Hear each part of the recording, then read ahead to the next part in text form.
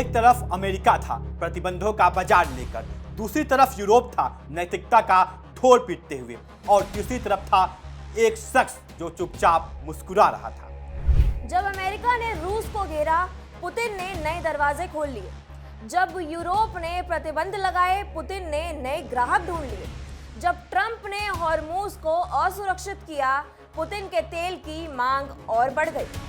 शतरंज की इस बिसात पर सिर्फ एक खिलाड़ी आगे है, उसका नाम है व्लादिमीर पुतिन।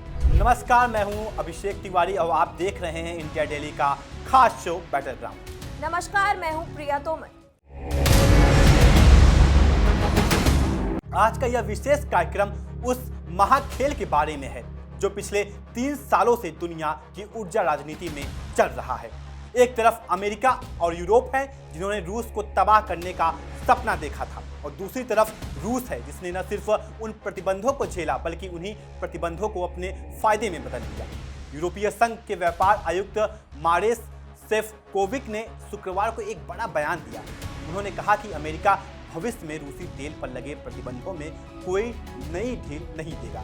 यह बयान अमेरिका वित्त मंत्री स्कॉट बेसेंट के साथ उच्च स्तरीय बैठक के बाद आया। लेकिन इस बयान की सबसे बड़ी विडंबना यह है कि यह बयान तब आया जब अमेरिका खुद रूसी तेल पर ढील देने को मजबूर हो चुका था। यानी पहले प्रतिबंध लगाओ, फिर खुद ही ढील दे दो और फिर कहो कि आगे ढील नहीं देंगे। यह है अमेरिका नीति का असली चेहरा जो दुनिया को आज दिख रहा है। और इस पूरे नाटक के पीछे की कहानी बहुत गहरी है। अमेरिका ने हाल ही में रूसी तेल की लोडिंग और बिक्री के लिए जनरल लाइसेंस 16 मई तक बढ़ाया गया। यूरोप ने इस पर तुरंत आपत्ति जताई और अमेरिका ने सफाई दी कि ये ढील इसलिए दी गई क्योंकि हॉर्मूज जल डमरू मध्य बंद होने से तेल की भारी किल्लत पैदा हुई थी। यानी ईरान से तनाव के कारण खाड़ी का रास्ता असुरक्षित हुआ और दुनिया को मजबूरन रूस का तेल लेना पड़ा। वहीं अमेरिका जो रूस को बर्बाद करने निकला था, उसी रूस के तेल को वैध ठहराने की इजाजत देने पर मजबूर हो गया। पुतिन ये देखकर मन ही मन जरूर मुस्कुरा रहे होंगे। जी बिल्कुल। आइए अब इस पूरी कहानी की जड़ में जाते हैं। साल 2022 में जब रूस ने यूक्रेन पर हमला किया तो अमेरिका और यूरोप एक बड़ी रणनीति बनाई। रणनीति थी रूस को आर्थिक रूप से घुटने पर लाओ, रूस का तेल बंद करो, रूस की गैस बंद करो, रूस के बैंकों को अंतर्राष्ट्रीय व्यवस्था से काटो, रूस के अरबपतियों की संपत्ति जब्त करो और यह सब करके पुतिन को यूक्रेन से पीछे हटने पर मजबूर करो। यह था पश्चिम का महाप्लान। और पुतिन का प्लान क्या था? पुतिन का प्लान था शांति से बैठो, देखो और नई दुनिया बना दो। जो तेल यूरोप नहीं खरीदेगा वो भारत खरीदेगा, जो गैस जर्मनी नहीं खरीदेगा वो चीन खरीदेगा, जो बाजार पश्चिम बंद करेगा यह बाजार एशियाई खोलेगा। और यह रणनीति इतनी कामयाब रही है कि आज 3 साल बाद रूस की अर्थव्यवस्था न सिर्फ टिकी हुई है बल्कि कुछ क्षेत्रों में पहले से बेहतर है। और इस पूरी कहानी में सबसे बड़ा किरदार निभाया है भारत ने। भारत आज अपनी जरूरत का 30 से 35% कच्चा तेल रूस से आयात करता है। ये आंकड़ा युद्ध से पहले लगभग 0 था। मार्च में तो ये रिकॉर्ड 20 लाख बैरल प्रतिदिन तक पहुंच गया। ये तब हुआ जब ईरान और इजराइल के बीच तनाव के कारण खाड़ी से तेल आपूर्ति बाधित हुई। भारत को तेल चाहिए था और रूस के पास तेल था। सौदा हो गया और इस सौदे में फायदा किसका हुआ? रूस का, पुतिन का, क्योंकि रूसी तेल अंतर्राष्ट्रीय बाजार से सस्ता मिलता है। लेकिन जब मांग रिकॉर्ड स्तर पर पहुंचती है तो रूस की कुल कमाई और बढ़ जाती है और ये मांग अमेरिका की अपनी गलत नीतियों के कारण बढ़ी है। अब जरा ट्रंप की भूमिका को गहराई से समझते हैं। ट्रंप ने ईरान के खिलाफ अत्यंत आक्रामक नीति अपनाई। 28 फरवरी से ईरान के खिलाफ सैन्य अभियान शुरू हुए। अमेरिका और ईरान के बीच तनावपूर्ण संघर्ष विराम हुआ। इसका सीधा नतीजा क्या निकला? हॉर्मूज स्ट्रेट असुरक्षित हो गया और यह वही संकरा समुद्री रास्ता है जिसने दुनिया का 20% से ज्यादा तेल गुजरता है।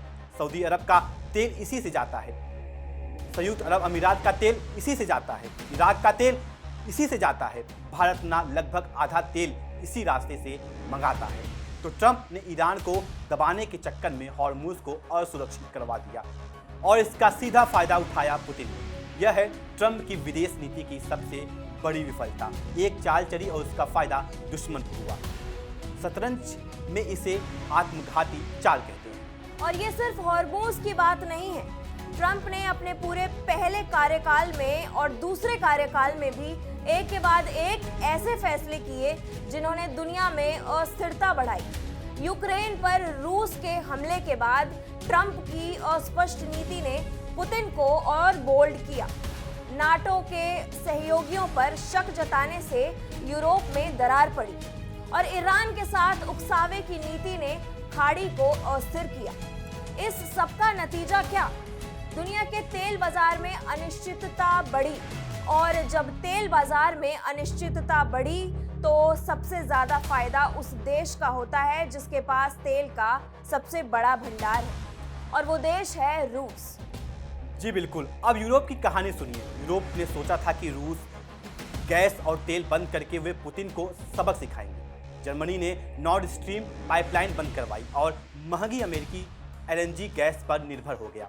यूरोप की जनता की ऊर्जा लागत दोगुनी तिगुनी हो गई। जर्मनी में कारखाने बंद होने लगे क्योंकि ऊर्जा बहुत महंगी हो गई। यूरोपीय उद्योग अमेरिकी और चीनी प्रतिस्पर्धा के सामने कमजोर पड़ने लगे और रूस ने अपना तेल और गैस एशिया को बेचा। कम कीमत पर बेचा, लेकिन मात्रा इतनी बढ़ाई कि कुल कमाई पहले जितनी ही रही बल्कि कई महीनों से ज़्यादा रही। प्रतिबंध लगाने वाले नुकसान में रहे और जिस पर प्रतिबंध लगाया वो मुनाफे में रहा। इससे बड़ा मजाक क्या होगा? और यूरोप की सबसे बड़ी शर्मिंदगी तो तब हुई जब ये खुलासा हुआ कि यूरोप खुद रूसी तेल इस्तेमाल कर रहा था। रूस ने भारत को सस्ता तेल दिया, भारत ने उसे रिफाइन किया और वो रिफाइंड पेट्रोलियम उत्पाद यूरोप को बेचा गया। यानी यूरोप की गाड़ियां रूसी तेल से चल रही थी, बस उस पर मेड इन इंडिया का लेबल था। यूरोप के नेता जनता को रूस के खिलाफ भाषण देते रहे और उनकी अर्थव्यवस्था रूसी तेल से चलती रही। यह है पश्चिमी नैतिकता की असलियत। पुतिन की चतुराई की बात करें तो यह समझना जरूरी है कि पुतिन ने सिर्फ तेल नहीं बेचा, उन्होंने पूरी एक नई विश्व व्यवस्था की नींव रखी। रूस ने भारत के साथ रुपयों में व्यापार शुरू किया। रूस ने चीन के साथ युआन में व्यापार बढ़ाया। रूस ने ब्रिक्स के देशों के साथ मिलकर डॉलर की जगह एक वैकल्पिक व्यवस्था की कोशिश शुरू की। यानी पश्चिम ने जो प्रतिबंध लगाए उन्होंने रूस को मजबूर किया कि वह डॉलर को दुनिया से बाहर निकाले और इसी प्रक्रिया में रूस ने उन देशों के साथ नए रिश्ते बनाए जो खुद डॉलर के वर्चस्व से थके हुए थे। पश्चिम ने सोचा था कि रूस को अलग थलग करेंगे, लेकिन हुआ उल्टा। रूस ने एक नई दुनिया बनाई जिसमें पश्चिम की जरूरत कम होती जा रही है। और इस नई दुनिया में भारत की भूमिका बेहद अहम है। भारत ने ना तो रूस का साथ छोड़ा, ना अमेरिका से दुश्मनी मोल ली। भारत ने अपना रास्ता खुद चुना। जब रूस से सस्ता तेल मिला, जब पश्चिम ने दबाव डाला, भारत ने अपनी स्वतंत्र नीति का बचाव किया। जब संयुक्त राष्ट्र में रूस के खिलाफ वोटिंग हुई, भारत तटस्थ रहा। ये भारत की कूटनीतिक परिपक्वता का सबूत है और पुतिन ने भी भारत को हमेशा सम्मान दिया। रूस भारत संबंध इस पूरे संकट में और मजबूत हुए हैं। अब बात करते हैं उर्वरक संकट की, जो इस पूरी कहानी का एक और पहलू है। सेफ कोविक और बेसेंट की बैठक में सिर्फ तेल की बात नहीं हुई, फर्टिलाइजर आपूर्ति पर भी गहरी चिंता जताई गई। अफ्रीका में फर्टिलाइजर की भारी कमी और भारत भी फर्टिलाइजर के लिए रूस और अन्य देशों पर निर्भर है। रूस दुनिया के सबसे बड़े फर्टिलाइजर निर्यातकों में से एक है। अगर तेल के साथ साथ फर्टिलाइजर आपूर्ति भी बाधित हुई तो भारत की खेती पर सीधा असर पड़ेगा। खाद महंगी होगी, खेती की लागत बढ़ेगी और वह बोझ अंत में उस किसान पर आएगा जो पहले से ही कर्ज में डूबा है। यह वह जंजीर है जो एक दूर के युद्ध से शुरू होकर भारत के खेतों तक पहुंचती है और इस जंजीर को बनाने में अमेरिका की दूरदर्शी नीतियों का सबसे बड़ा हाथ है। बेसेंट ने G20 देशों से अपील की है कि वो गरीब देशों को उर्वरक उपलब्ध कराने के लिए समन्वित कार्रवाई करें। अंतर्राष्ट्रीय मुद्रा कोष और विश्व बैंक से भी आग्रह किया गया। ये अपील तब आई जब खुद अमेरिका की नीतियों ने ये संकट पैदा किया है। ईरान को उकसाया, हॉर्मूज बंद हुआ, रूस पर प्रतिबंध लगाए, उर्वरक महंगा हुआ, यूक्रेन युद्ध को लंबा खींचने दिया, वैश्विक आपूर्ति श्रृंखला टूटी और अब उसी अमेरिका के वित्त मंत्री दुनिया से मदद मांग रहे हैं। पहले घर में आग लगाओ फिर दमकल बुलाओ, ये है अमेरिकी नेतृत्व का असली स्तर। अब एक बड़े सवाल पर आते हैं, क्या रूस पर लगाए गए प्रतिबंध कामयाब हुए? इसका जवाब है नहीं, बिल्कुल नहीं। रूस की अर्थव्यवस्था डूबी नहीं है। रूबल शुरुआत में गिरा फिर संभल गया। रूस का तेल राजस्व बना रहा, रूस की सैन्य मशीन चलती रही और यूक्रेन युद्ध 3 साल बाद भी जारी। दूसरी तरफ यूरोप की अर्थव्यवस्था कमजोर हुई, जर्मनी मंदी के करीब पहुंचा, यूरोपीय उद्योग पिछड़े और अमेरिका न तो यूरोप को महंगी एलएनजी गैस बेचकर खूब पैसा कमाया, यानी इस पूरे खेल में अमेरिका ने अपने सहयोगियों को भी नहीं बख्शा। यूरोप की कीमत अमेरिकी ऊर्जा कंपनियां मालामाल हुई। यह है असली अमेरिका जो दोस्त का भी शोषण करता है। और पुतिन की सबसे बड़ी जीत यह है कि उन्होंने साबित कर दिया, अगर आपके पास संसाधन है तो दुनिया आपके पास आएगी, चाहे प्रतिबंध हो या ना हो। दुनिया को तेल चाहिए, दुनिया को गैस चाहिए और दुनिया को फर्टिलाइजर चाहिए, और रूस के पास ये सब है तो दुनिया रूस के पास आएगी, चाहे अमेरिका कितना भी चिल्लाए। और यही हुआ। भारत आया, चीन आया, तुर्की आया और अंत में खुद अमेरिका को भी ढील देनी पड़ी। ये पुतिन की रणनीति जीत है और पश्चिम की रणनीतिक हार। जी बिल्कुल। भारत के लिए आगे का रास्ता क्या है, यह समझना सबसे जरूरी है। अमेरिका ने कह दिया है कि भविष्य में रूसी तेल पर ढील नहीं मिलेगी, यानी दबाव बढ़ सकता है, लेकिन भारत के पास विकल्प क्या है? खाड़ी का रास्ता अभी भी अनिश्चित है। अफ्रीका और वेनेजुएला से तेल महंगा पड़ेगा, अमेरिकी तेल और भी महंगा है और रूसी तेल सस्ता और भरोसेमंद रहा है। तो भारत को एक बहुत नाजुक संतुलन बनाए रखना होगा। अमेरिका से रिश्ते भी ठीक रखने हैं और रूस से तेल भी लेना है। यह कूटनीतिक कलाबाजी आसान नहीं है, लेकिन भारत ने अब तक यह करके दिखाया है और आगे भी करके दिखाएगा। और एक बात और, भारत को इस पूरे संकट से एक सबक जरूर लेना चाहिए। ऊर्जा सुरक्षा सबसे बड़ी राष्ट्रीय सुरक्षा है।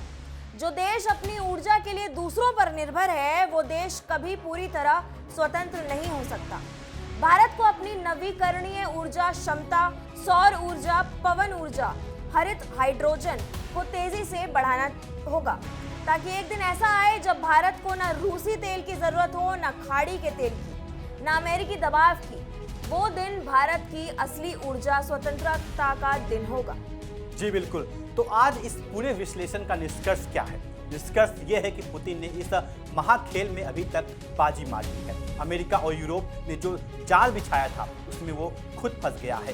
रूस पर प्रतिबंध लगाए, रूस ने नए बाजार ढूंढ लिए, हॉर्मुज को असुरक्षित किया, रूस तेल की मांग बढ़ गई। रूस को अलग थलग करने की कोशिश की, रूस भारत और चीन के और करीब आ गया और अब अमेरिका खुद कह रहा है कि रूसी तेल पर ढील की जरूरत पड़ी। यह पश्चिम की नीति का सबसे बड़ी हार है और पुतिन की सबसे बड़ी जीत। व्लादिमीर पुतिन को पश्चिम ने हमेशा कम आंका। उन्होंने सोचा कि प्रतिबंधों से रूस टूट जाएगा, लेकिन पुतिन ने हर बार नई चाल चली, हर बार पश्चिम पीछे हटा। ये खेल अभी खत्म नहीं हुआ। यूक्रेन युद्ध अभी जारी है, हॉर्मुज अभी भी अनिश्चित है और दुनिया की ऊर्जा राजनीति अभी भी उथल पुथल में है। लेकिन अभी तक के हिसाब से स्कोर पुतिन के पक्ष में है और दुनिया ये देख रही है। भारत को इस पूरे खेल में अपने हित को सबसे आगे रखना होगा, क्योंकि इस खेल में हर खिलाड़ी अपने लिए खेल रहा है और भारत को भी अपने लिए खेलना होगा। फिलहाल हमारे इस खास शो बैटल ग्राउंड में अभी के लिए इतना ही। इस खबर को लेकर के और पुतिन की चालबाजी को लेकर के आप क्या कुछ सोचते हैं, अपना राय कमेंट सेक्शन में जरूर साझा करें। ये शो अच्छा लगा तो वीडियो को लाइक करें और चैनल को जरूर सब्सक्राइब करें। तब तक के लिए नमस्कार। देखिए इंडिया डेली 24/7 अब आपकी स्मार्ट टीवी पर। इंडिया डेली मौजूद है सभी डिजिटल प्लेटफॉर्म पर लाइव और लगातार। इंडिया डेली 24/7 हर दिन राष्ट्र को समर्पित।